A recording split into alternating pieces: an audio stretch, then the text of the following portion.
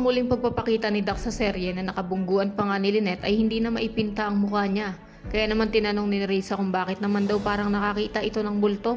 Sagot naman sa kanya ng holdapper na masahol pa daw sa multo ang nakita niya dahil si Lynette nga daw ito. Mantala, matapos din naman makita ni Lynette ang itsura ng nakabungguan niya ay para bang nakilala niya pa rin ito kahit na nakamaskara ito nung pinasok nila ang bahay nila. Kaya naman imbes na unti-unti na nga gumagaling ang PTSD ng nanay ng batang doktora, ay parang nanumbalik na naman sa kanya ang malagim niyang karanasan. Naisipan tuloy nila ni Josa na tumigil muna sa isang lugar at dahil takot na takot nga si Lynette kaya nakatungo na lang ito habang nakatakip ang dalawang kamay sa magkabilang tenga. Pero hindi naman inaasahan na bigla na lang dating nitong si Robert na napansin agad ang kaawa-awang si Lynette. At nang subukan niya na nga itong hawakan sa balikat ay napabalikwas siya bigla, pero nang makita niya kung sino ito ay bigla naman siyang yumakap kay RJ at nagpa-comfort. At sa kabilang banda naman ay napakalalim talaga ng galit ng mag-amang Eric at Justin kay Giselle. Kaya gagawin nila ang lahat para lang maisakatuparan ang paghihiganti nila.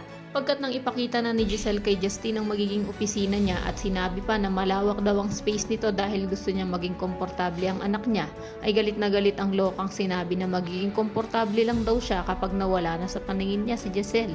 Dito na nga sumingit si Eric at pakunwaring pinagsabihan ng anak na hindi daw siya papayag na hindi niya igagalang si Giselle dahil nanay niya pa rin daw ito. Kung ang plano nga ng kumag na si Eric na makuha ang tiwala at simpatsya ni Giselle para mas madali niya itong mauto. Yan ang mga dapat mo pang abangan.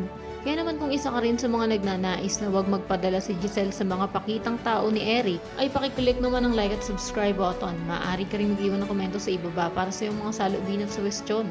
Maraming salamat sa iyong panonood.